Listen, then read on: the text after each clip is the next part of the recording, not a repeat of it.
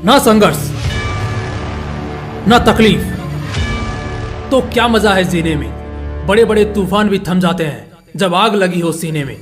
ये जो golden line है ना, ये बिल्कुल फिट बैठती है उस शख्स की कहानी पर जिसकी जिंदगी की असली दास्तान आज मैं आपको सुनाने वाला हूँ। दोस्तों, आज आएगा असली मजा, क्योंकि जिस शख्स की कहानी आप सुनने वाले हैं वो अपने आप में एक फायर है और इसी वजह से आज की वीडियो आग लगाने वाली है। जो नाकारा स्टूडेंट्स अक्सर ये कहते हैं ना कि गांव में घरों में बिजली नहीं होती, इस वजह से हम पढ़ नहीं पाते, कोई पढ़ाने वाला नहीं होता, इस वजह से पढ़ नहीं पाते, उतनी जानकारी नहीं होती, इस वजह से वो पढ़ नहीं पाते, शायद उतनी सुविधाएं नहीं मिलती जिस वजह से वो पढ़ नहीं पाते।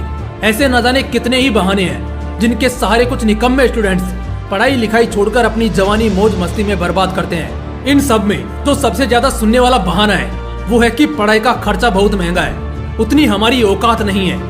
बस इसी कथन को गलत साबित किया है आज की सक्सेस स्टोरी के उस किरदार ने जिनकी कहानी आप सुनने वाले हैं। वो जब पढ़ाना शुरू करते हैं तो मुरझाए फूल भी खिलने लगते हैं, क्योंकि उनके पढ़ाने का जो स्टाइल होता है उस पर आज लाखों स्टूडेंट्स जान छिड़कते हैं और उनसे पढ़ने को पागल हैं, जिनकी बदौलत न जाने कितने ही गरीब छात्रों की जिंदगी सफल बनी है और बड़े बड़े कॉम्पिटिटिव एग्जाम्स में बिना किसी भारी कोचिंग फीस के उनका सिलेक्शन हुआ है। और आज के तारीख में वो लाखों करोड़ों स्टूडेंट्स के भगवान माने जाते हैं। पढ़ाने का अंदाज बता देता है कि टीचर कैसा है। और जिनकी कहानी आप सुनने वाले हैं उनका तो अंदाज और एटीट्यूड इतना फायरिंग है कि वो मूर्ख से मूर्ख स्टूडेंट को चैलेंज करके पढ़ाते हैं कि अगर दम है तो जो पढ़ाया उसे भूल के दिखाओ।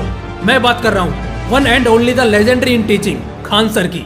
तो दोस्तों, क्यों ना आज की इस वीडियो में आग लगाई जाए, क्योंकि खान सर की कहानी में वो सब कुछ है जो एक मिक्स मसालेदार मूवी बनाकर उसे ब्लॉकबस्टर कर दे।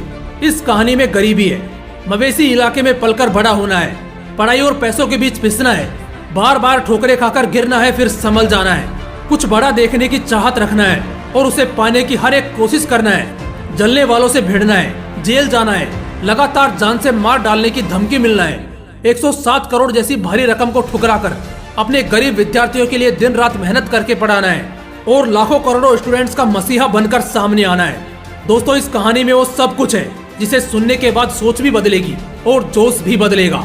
11 दिसंबर 1992 को एक मिडिल क्लास फैमिली में जन्म होता है एक बड़े ही अद्भुत बच्चे का, जिन्हें आज हम खान सर के नाम से जानते हैं। इनके पिता आर्मी में थे और इनकी माताजी एक हाउसवाइफ थी। घर कोई रईसों वाला तो था नहीं, इसलिए हर गरीब और एक मिडिल क्लास पेरेंट्स की तरह उन्हें भी हमेशा पढ़ने के लिए बोला जाता। उनकी माँ से अक्सर उनकी खूब पिटाई होती, क्योंकि वो पढ़ाई में बेशक एक अच्छे छात्र थे, लेकिन बावजूद इसके वो पढ़ाई करते हुए बहुत कम नजर आते। कुछ स्टूडेंट्स ऐसे होते हैं ना जो एग्जाम से कुछ रातें पहले पढ़कर भी एग्जाम टॉप कर जाते हैं। हमारे खान सर भी उन्हीं में से एक थे। बचपन वैसे ही गुजरा जैसे ज्यादातर गरीब बच्चों का गुजरता है, दिन भर गांव और खेतों में घूमना और शाम को घर आकर माँ की डांट और मार खाना। लेकिन खान सर बिना मकसद के कभी भी नहीं रहे। उनका विजन बचपन से क्लियर था।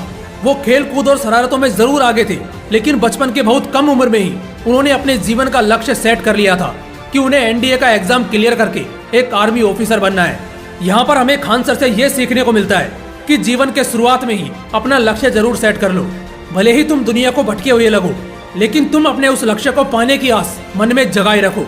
खान सर कई इंटरव्यूज में अपनी शुरुआती पढ़ाई को लेकर कहते हैं कि 8th क्लास तक उनका पढ़ाई से बिल्कुल भी वास्ता नहीं था। वो बस नाम के लिए पढ़ते थे और बड़े कम नंबर लाते थे। लेकिन 9th क्लास में आने के बाद से उनको समझ आ गया कि बाकी सब मोह माया है। अगर आज पढ़ाई नहीं की तो कल कोई हाल चाल भी नहीं पूछेगा। बस इसी जिद के साथ उन्होंने उस छोटी सी एज में एनडीए की तैयारी करनी शुरू कर दी। जहां दूसरे लोग 10th पास आउट के बाद से एनडीए का सपना देखते हैं, मगर खान सर 9वीं क्लास से ही तैयारी में लग चुके थे। उन्होंने क्वालिफिकेशन भी कंप्लीट कर लिया था, मगर मेडिकल में वो बाहर हो गई। उनके दाएं हाथ का जॉइंट अनफिट था और अफसोस की बात यह थी कि वो कभी भी ठीक नहीं हो सकता था। यहाँ पर खान सर को बड़ा झटका लगता है, क्योंकि एक ऐसा ख्वाब जिसे आपने बहुत छोटी उम्र में देखा हो, उसके लिए खूब खून पसीने बहाए हो, मगर किस्मत में ग्रहण लगने की वजह से वो कभी पूरा ना हो पाए, तो जिंदगी से ही इंटरेस्ट हट जाता है। इसके बाद दोबारा किसी बड़े ख्वाब को पाने का सोचना तो दूर, इंसान ठीक से मैदान में उतर भी नहीं पाता। कुछ ऐसा ही हाल खान सर के साथ भी था। इससे उनका सपना जरूर टूटा, मगर हौसला नहीं। खैर, इसके बाद उन्होंने इलाहाबाद यूनिवर्सिटी से अपनी ग्रेजुएशन पूरी की और इसी बीच उनकी फाइनेंशियल कंडीशन बहुत ज्यादा बिगड़ गई। आप में से बहुत से लोगों को शायद मालूम नहीं होगा, लेकिन खान सर एक क्रांतिकारी सोशल एक्टिविस्ट हैं और इसी के चलते कॉलेज टाइम में वो 3 बार जेल भी जा चुके हैं। उन्हें समाज में हो रहे गलत कामों से सख्त नफरत है और इसी नफरत के कारण उन्होंने काफी लोगों की सोच को बदला है। उनके एक दोस्त के कहने पर उन्होंने एक लड़के को होम ट्यूशन देना चालू किया। उन्हें उस वक्त बिल्कुल भी पढ़ाने के बारे में आइडिया नहीं था और उस वक्त वो किसी भी रूप में एक टीचर नहीं लगते थे क्योंकि वो बहुत यंग थे। लेकिन उन्होंने उस बच्चे को होम ट्यूशन दिया और अब इसे किस्मत का दाव कहिए या खान सर की मेहनत कि वो बच्चा एक एवरेज स्टूडेंट से सीधा क्लास में टॉप कर गया, जिससे उसके पेरेंट्स भी बहुत खुश हुए। ठीक इसके बाद खान सर को एक कोचिंग क्लासेस ज्वाइन करने का सुझाव मिला, जहां वो पढ़ाने के लिए गई। वहीं से उनका टीचिंग करियर स्टार्ट हो गया। वहां पर उनके पढ़ाने का तरीका दूसरे टीचर से एकदम हटकर और सबसे यूनिक और एक्सीलेंट था। वो बच्चों को काफी डीप जाकर पढ़ाने लगे और इस वजह से उस कोचिंग क्लासेस का बिजनेस फेल हो गया।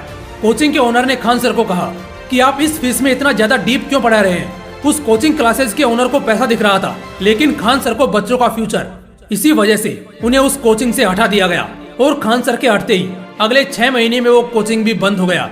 कुछ ऐसा जलवा था हमारे खान सर का। कहानी ने नया मोड़ तब लिया जब खान सर ने खुद का कोचिंग स्टार्ट करने का सोचा।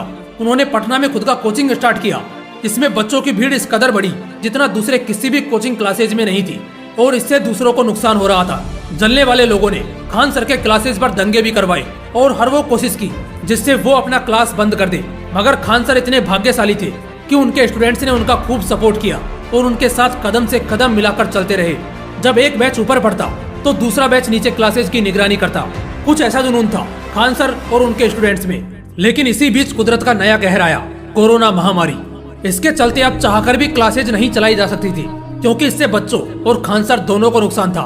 खान सर बहुत ज्यादा स्ट्रेस में थे क्योंकि एक तो बड़ी मुश्किल से जितना भी बचा कुचा पैसा था सब क्लासेज में इन्वेस्ट किया और बच्चों का एकेडमिक सेशन पूरा होने से पहले ही क्लासेज बंद करनी पड़ी। खान सर का पैसा कमाने का मकसद बिल्कुल भी नहीं था, लेकिन जरूरतें पूरी होना भी तो जरूरी है क्योंकि भूखे पेट ना तो टीचर पढ़ा सकता है और ना स्टूडेंट पढ़ सकता है। खान सर बताते हैं कि वो बिल्कुल डिप्रेशन की हालत में गंगा किनारे जा बैठे थे। उन्हें बिल्कुल समझ नहीं आ रहा था कि उन्हें क्या करना है। वो रात के 2:30 बजे तक यूं ही अकेले बैठे रहे और सोचते रहे। जब वो अपने किराए के कमरे में लौटे तो उनके रूममेट्स भी उनकी हालत देखकर दंग रह गए। खान सर ने सोचा कि अब उन्हें वापस गांव लौट जाना चाहिए क्योंकि इसके अलावा कोई दूसरा चारा नहीं है। लेकिन इत्तेफाक तो देखो, उनके पास लौटने तक का किराया नहीं था। उन्होंने इसे किस्मत का दोष नहीं बल्कि एक सुनहरा मौका समझा। उन्होंने इसे एक पॉजिटिव तरीके से लिया। उनके मुताबिक शायद ऊपर वाला उन्हें रोकने की कोशिश कर रहा है और बस इसी मनसा के साथ उन्होंने अपने दोस्त के कहने पर ऑनलाइन पढ़ाने की सोची, जो असल में उनकी जिंदगी का सबसे बड़ा संघर्ष था क्योंकि उन्हें ऑनलाइन जाना तो दूर फेसबुक इस्तेमाल करना तक नहीं आता था। उन्होंने बांस के डंडे पर एक छोटे और सस्ते फोन के सहारे पढ़ाना शुरू किया।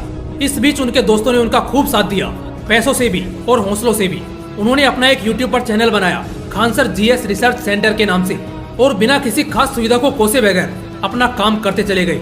खान सर ने इतना नहीं सोचा बल्कि अपने अंदाज में ताबड़तोड़ उस अप्रैल मई की गर्मी में पंखा बंद करके पसीना और आग जैसी गर्मी को झेलते रहे और लगातार पढ़ाते रहे।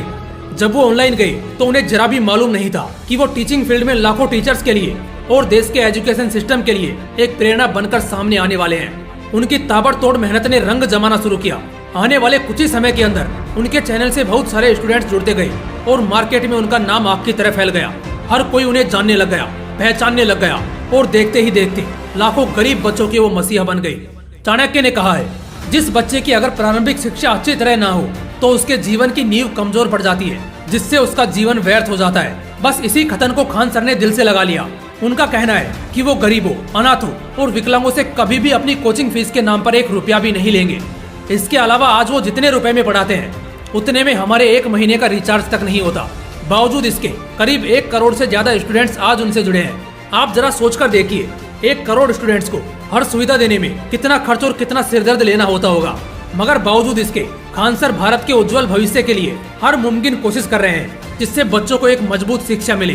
दोस्तों, खान सर का मिशन है कि कैसे वो कम से कम फीस में ज्यादा से ज्यादा बच्चों को पढ़ाकर देश संभालने के काबिल बना सके और ये मुमकिन भी हो रहा है। आज उनके कोचिंग में पढ़ने वाले वो गरीब बच्चे उन्हीं से पढ़कर हर कम्पिटिटिव एग्जाम को क्रैक कर पा रहे हैं। दोस्तों, उन्हें 107 करोड़ रुपए का ऑफर भी आया था। इतने पैसों में किसी की भी नीयत डगमगा सकती है, लेकिन हमारे खान सर बिकने वालों में से नहीं, फौज तैयार करने वालों में से हैं। दोस्तों, खान सर के लिए एक लाइक तो बनता है। बाकी फिर मिलते हैं अगले वीडियो में एक पावरफुल मोटिवेशन के साथ। तब तक के लिए जय हिंद, वंदे मातरम।